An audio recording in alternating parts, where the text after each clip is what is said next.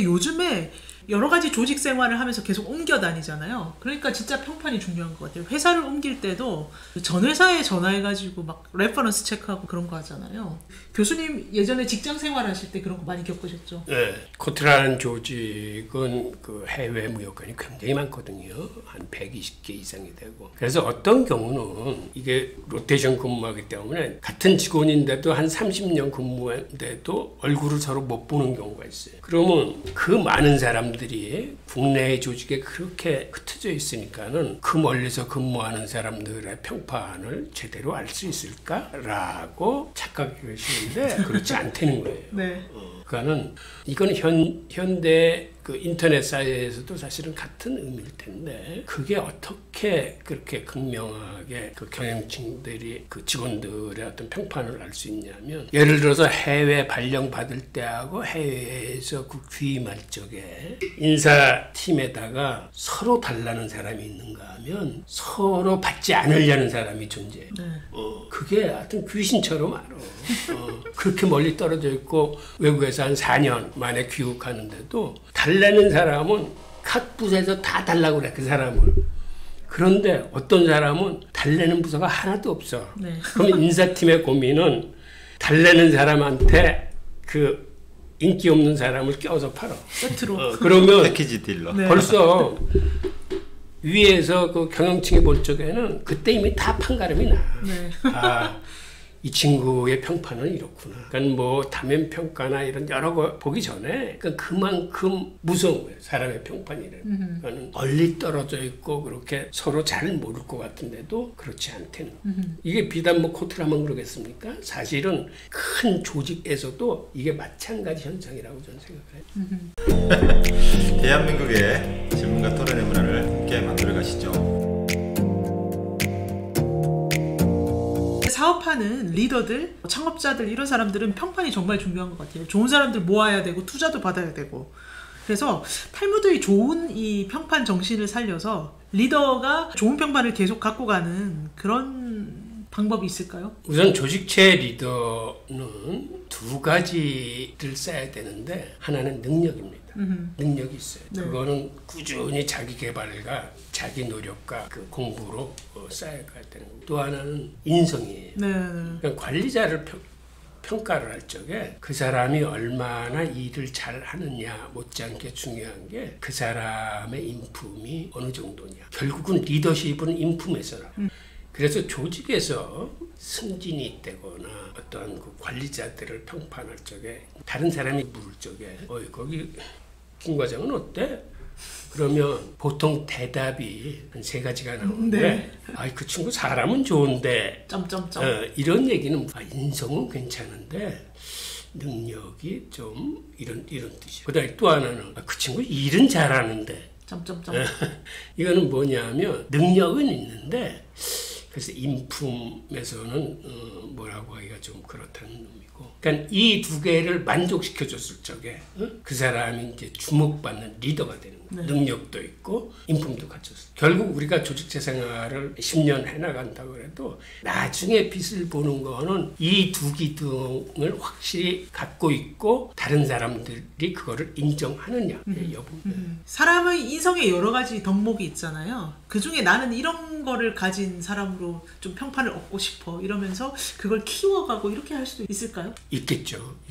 그건 우리가 지식이라는 것도 이런 독서와 사유와 토론을 통해서 키워가듯이 인성이라는 것도 어렸을 적에 피 잡히는 많은 경향이 있지만 스스로를 자기 객관화를 하면서 자기 반성과 더불어서 많은 인성의 요소들이 있을 테지만 자기가 부족한 인성 그거를 가꾸겠다는 의지가 있고 자기 스스로와의 약속을 깨트리지 않고 마치 지식 축적을 위해서 자기가 가는 것과 마찬가지로 어떤 그 인성도 자기가 원하는 방향으로 갈 수 있겠죠.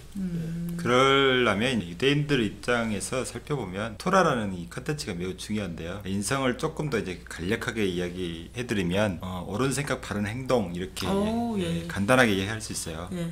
이런 기준을 알면 거기에 맞춰서 분별이 생기거든요. 또 하나는 째다까 이야기하는데 째다까를 다른 말로 표현하면 마음의 할례라고 하거든요. 우리 안에 있는 나쁜 행동을 하게 하는 기본적인 그 동기들이 뭐냐면 욕심 때문에, 탐욕 때문에 일어나거든요. 사람들은 이기적인 사람하고 같이 안 하려고 그래요. 사람하고 뭐 동업했다 그러면 손해만 나고 털리고 그러면 누가 좋아하겠어요. 그 사람하고 행동하면 뭔가 이익이 되고 서로 이익을 나눠 먹을 수 있고 윈윈 관계가 되면 왜 안 하겠어요. 마음의 할례라는 게 곧 그 인성을 다듬어 준다는 거죠. 그러니까 마음에 있는 어떤 욕심을 계속해서 째닦아를 함으로써 자선 기부를 함으로써 그런 마음들을 불러주는 거죠. 없앨 수는 없어요. 하지만 훈련을 계속하면 이런 것들이 발현이 안 되는 거죠. 그 제2의 천성을 만들어주는 거죠. 째닦아 자체가 이제 습관으로 바뀌니까 습관은 제2 천성이고 그런 것이 쌓이면 인격으로 바뀌잖아요. 그러면 그런 인격이 간 사람은 인생이 바뀌니까 결국은 토라의 말씀을 가장 기초적으로 실천하는 게 기부, 자선 이런 겁니다. 이 두 가지가 합쳐졌을 때 인생이 좋아진다 그래요. 그러니까 유대인들은 이런 컨텐츠나 이런 문화를 갖고 있기 때문에 어렸을 때부터 훈련시키면요 참 쉽지만 우리 같은 경우는 참 쉽지는 않죠. 기독교 신앙이 아니고 유대교 신앙도 아니고 뭐 성경 안 읽는 사람한테는 그냥 째닦아를 강조합니다. 네. 째닦아 하시면 인성 좋아져요. 그리고 그걸 보는 사람들도 지켜보는 자녀들이라든가 지켜보는 이웃들이 당신을 믿게 될 것이다. 그러면 그때 같이 여러 가지 사업을 도모하시라. 그게 평판이 좋아지니. 그런 이야기를 많이 하는데 최근에 어떤 선생님이 째닦아 제 강의를 듣고 그 내용을 아이들한테 수업 과외 시간에 째닦아 교육을 시킨 거예요. 그랬더니 아이들이 엄청 좋아졌다고 하더라고요. 째닦아라는 과목을 가르칠 수는 없잖아요. 그래도 학교에서 아이들이 늘 기부하고 자선하는 그런 분위기들이 만들어지는 수업을 할 수 있다면 저는 이 교육 시스템을 통해서 확산시킬 수 있다고 보거든요. 그분이 책을 썼더라고요. 그걸 한 3, 4년 한 걸 내용물을 모아가지고 저도 실천하기 어려운데 강의를 듣고 마음에 와닿았고 자기가 이제 학생들한테 쉽게 할 수 있는 방법이 뭘까 여러 해를 연구를 해서 돈에 관련된 문제를 굉장히 민감하거든요. 기부한다 그래서 학부모들이 옳다구나 좋다 좋은 교육이다 하지 않거든요. 말로는 자선 기부 이거 너무 쉬운데 디테일하게 들어가서 얼마를 어디에 줄 것인가 이거 진짜 어려운 것 같아요. 네, 그래서 이제 그런 부분들을 학부형을 설득하고 아이들을 설득하고 또 교장 선생님, 교감 선생님들 설득하는 게 그게 쉽지 않대요. 조금이라도 돈에 연루되면 사람들이 일단 싫어해요. 네. 복잡한 문제 생길까봐. 그러니까 물론 이제 큰 돈은 하진 않아요. 뭐 네. 1년에 해봐야 많이 하는 아이들이 2, 3만 원 정도 하는데. 네. 그런 작은 돈들이 모여서 노숙자들 돌보는 그런 사역에 가서 돈도 기부하고 아이들 데리고 와서 또 같이 봉사도 하고 할 때 인성이 달라진다. 아이들이 나중에 기록하는 걸 보면 자기는 처음에 하기 싫었대. 내 돈 아깝게 왜 그거 하냐고. 그런데 나중에 하고 나니까 괜히 이렇게 기쁘고 좋더라. 그런 이제 소감이 많이 있더라고요. 그 좋은 생각이 좋은 습관으로 연결되는 그런 체각화 정신, 탈무드의 가르침이 사실은 조로아스터의 그 교리하고 이게 굉장히 연관관계가 깊어요. 서로 영향을 주고받은 것 같은데 조로아스터의 교리는 단적으로 얘기해서 좋은 생각, 좋은 말, 좋은 행동이에요. 그러니까 좋은 생각이 좋은 말을 만들어내고 좋은 말이 좋은 행동으로 연결된다는 거거든요. 그게 조로아스터의 기본 골격인데 그 바빌론 유수기에 그 페르시아의 고레스 왕이 유대인들을 해방하고 하면서 그러한 조로아스터의 교리가 그 유대교의 교리하고 만나가지고 그때 더 이게 공고화된 게 아닌가. 네. 탈무드의 좋은 평판 정신을 살려서 학생들 얘기해 주셨고 그 다음에 제가 또 리더들도 말씀 들었는데 평범한 회사원이나 일반인 젊은 사람들은 어떻게 하면 좋을까요? 요새 조직체에서는 사실은 어떻게 그러냐면 입사시험을 볼 적에 옛날에는 대부분 필기시험하고 인성검사로 골랐어요. 네. 그럼 필기시험에서 한 110% 정도 합격을 시킨 다음에 면접에서 정 안 되겠다고 생각하는 한 10% 정도만 아웃시켰어요. 면접이 그냥 요식행위였죠. 네. 그리고 이제 인성검사. 그런데 요새는 틀려졌어요. 요새는 필기시험에서 한 3배수 정도를 뽑아. 그러니까 한 300% 정도를 뽑아서 몇 차례에 거쳐서 면접을 합니다. 그러니까 뭐 실무자 면접, 임원 면접, 뭐 집단 토론 면접 뭐 해가지고 거기다 맥주 면접에 이 사람 본성이 튀어나올 때까지 압박하는 1박 2일 면접. 그러니까 거기다가 뭐 자기소개서도 써내기도 하고 그다음에 뭐 추천서도 받고 그 사람을 평가할 수 있는 어떤 다각적인 방법을 동원하거든요. 네. 이거는 뭐를 의미하냐면 기존의 어떤 스펙과 점수로서 대충 결정되던 걸 이제는 구체적으로 디테일하게 그 사람을 보겠다는 거예요. 그러니까 이러한 시스템이 그 사람이 근본적으로 갖고 있는 견해나 그 사람의 어떤 평판이나 이런 것들을 종합적으로 볼 수 있는 시스템을 만드는 거죠. 그리고 요새 기업에서 점점 중요해지는 게 자기 표현이에요. 네. 즉 자기의 견해를 갖고 있느냐. 그러니까 예를 들어서 엘리베이터에서 경영층이 딱 만나가지고 요새 자네가 하고 있는 일 그거는 앞으로 어때? 라고 딱 물었을 적에 정말 그 엘리베이터 안에서 3분 내에 정확하게 임팩트 있게 자기 의견을 전달을 해야 돼. 네. 그러니까 그거는 사실은 말하기지만 이거는 사실은 글쓰기예요.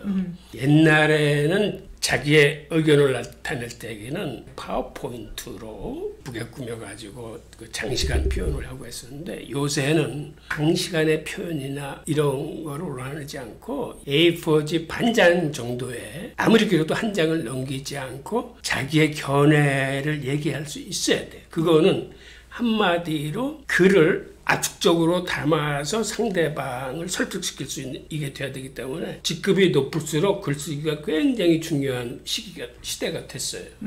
그게 최근의 변화 중에 하나고 그리고 조직에서 간부 회의를 할 때 보면은 경영층에서는 생각보다 그 사람의 자질이나 능력을 쉽게 판단할 수 있습니다. 그 왜 그러냐면 예를 들어서 꾸준히 독서를 하고 사유를 하고 토론을 했던 사람은 날이 갈수록 그 깊이가 틀려지면서 그 사람이 잡아내는 어떤 인사이트나 이 본질을 끄집어내는 힘이 생각보다는 굉장히 커져요. 중요한 사안을 토론할 때 보면 그거를 본질적으로 접근하고 어떤 통찰을 보이는지 여부는 같이 쭉 회의하면서 토론해 보면 처음에 신입사원 같이 들어갈 때는 모르는데 또 그 사람의 리더십은 그 사람의 인품에서 나와요. 네. 즉 평판이 인품에서 나와요. 그러니까는 하위 직급 때는 일을 하는 능력이 중요한데 관리자가 될수록 그 사람의 인성이 더 중요해지는 거예요. 그리고 그거는 이미 평판으로 경영층이 알아요. 그래서 생각보다 위에서는 굉장히 정확하게 관리자들을 평가합니다. 제가 아는 그 글로벌 기업에서 다니던 분이 있었거든요. 그러니까 듀폰에서 다니는 윤경로 원장님이 그런 이야기를 하시더라고요. 자기 CEO가 주재하는 그런 회의에 들어갔는데 한 사람이 그렇게 반대 의견을 많이 내더래요. 질문도 이제 좀 날카롭게 하고 나중에 알고 봤더니 듀폰의 회장이 이렇게 시켰대요. 그렇게 하라고. 그러니까 악의 변호인이라 그러잖아요. 계속해서 반대되는 이야기를 계속 하니까 사람들이 질문에 답하려고 땀을 뻘뻘 흘리고 반대 의견 나오니까 반박하기 위해서 또 이제 막 머리를 쓰고 막 그래야 되는데 그렇게 함으로써 조직이 이렇게 뭐랄까 긴장감이 돈다 그래야 되나요? 네. 그런다 그러더라고요. 근데 그때 잘못 대응하면 완전히 이제 평판이 깎이는 거죠. 근데 잘 대응한 사람들 평판이 좋아져서 이제 높은 직급으로 가고 뭐 이런다고 합니다. 그러니까 아마 유대인 그룹이 그렇지 않을까. 듀폰도 유대인 기업이거든요. 그러니까 이제 유대인 기업들이 이렇게 질문하는 걸 아주 좋은 문화라고 본대요. 그래서 질문 안 하는 사람은 듣기만 하고 수용하는 사람들은 높은 직급에 못 올라간답니다. 그러니까 질문과 평판이 또 막 연동이 돼 있는 거예요. 예. 그래서 질문에 충분히 답할 수도 있어야 되지만 아주 창의적인 질문을 해야 되는 거죠. 네. 어떤 질문이냐에 따라서 답하는 퀄리티가 달라지거든요. 그러니까 그런 질문을 할 수 있는 사람을 높은 직급으로 올려준다 그래요. 그리고 이제 1인 프리랜서에 대해서도 그때 평판 잘 관리해야 된다. 지금 현대사회는 사실은 일자리보다 일거리가 더 중요한 사회로 들어가고 있어요. 네. 이게 무슨 소리냐면 옛날에는 평생 직장이었어요. 근데 이제는 그렇지 않습니다. 그러니까 평생 직장이었을 때는 일자리가 중요했어요. 그런데 이제는 수명도 들어가고 정년퇴직을 했더라도 제2, 제3의 인생을 다시 시작해야 돼. 근데 그때는 일자리로 시작하는 게 아니라 일거리로 시작하는 거거든요. 근데 일거리라는 게 하루아침에 자기가 거기에 대해서 전문가로 우뚝 쓰는 게 아니에요. 그거는 현직에서 일하면서 자기 적성에 맞고 자기가 잘할 수 있고 즐길 수 있는 거를 스스로 만들어야 돼. 그래서 정년퇴직을 하고 나서도 그걸 가지고 자기가 새로운 제2의 인생을 걸을 수 있는 일거리를 스스로 찾아내야 돼. 그건 다시 얘기해서 이게 프리랜서이자 이게 1인 기업이 되는 거예요. 그리고 요번에 코로나19가 사실은 판을 많이 바꾸고 있는데 그 중에 하나가 이 재택근무나 원격근무예요. 옛날에는 정규직으로 이 회사를 꽉 채워야 된다고 생각을 했어요. 그러다가 시대가 변하면서 비정규직이라는 것도 나왔지만 이제 코로나 사태로 인해서 집에서 원격 근무를 하고 했는데 생각보다 생산성이 크게 떨어지지 않더라라는 걸 경험한 기업들은 이제는 굳이 정규직으로 채우려고 들지 않을 겁니다. 어떤 프로젝트 있을 때마다 그 팀을 짜는데 거기는 핵심 기획인원 정규직은 한두 사람만 있으면 돼. 그리고 프로젝트별로 그때그때 필요한 프리랜서나 1인 기업들과 같이 팀을 이루면 되는 거거든요. 그러니까 이제는 일거리가 있는 사람이 끝까지 살아남을 수 있고 거기서 자기 평판을 잘 쌓으면 이게 클 수 있는 소지가 있는 거예요. 제 친구는 회계사인데 참 일이 많아요. 회사에 다니다가 더 이상 직장밥 먹기 싫다 그래가지고 나왔는데 참 인성이 좋아서 같이 일하자는 사람이 많아요. 그러니까 이제 자기가 굳이 영업 안 해도 그 프로젝트별로 일하면서 또 실력이 있으니까 또 같이 하자는 사람도 있고 그랬고. 평판의 힘. 네, 그렇죠. 평판의 힘이 있으니까 일이 끊이질 않고요. 그걸로 해도 고소득가 올리더라고요. 그 친구를 보면서 참 인성이라는 게 같이 일할 때 굉장히 필요하구나. 물론 실력도 중요해요. 하지만 그거보다는 먼저 일하고 싶은 마음이 들어야 되잖아요. 네, 오늘은 좋은 평판을 쌓으라에 대해서 얘기해봤고요. 다양한 직장인이나 사업가나 프리랜서들이 자기 상황에서 어떻게 좋은 평판을 쌓을 수 있을까, 이런 얘기들을 해봤습니다.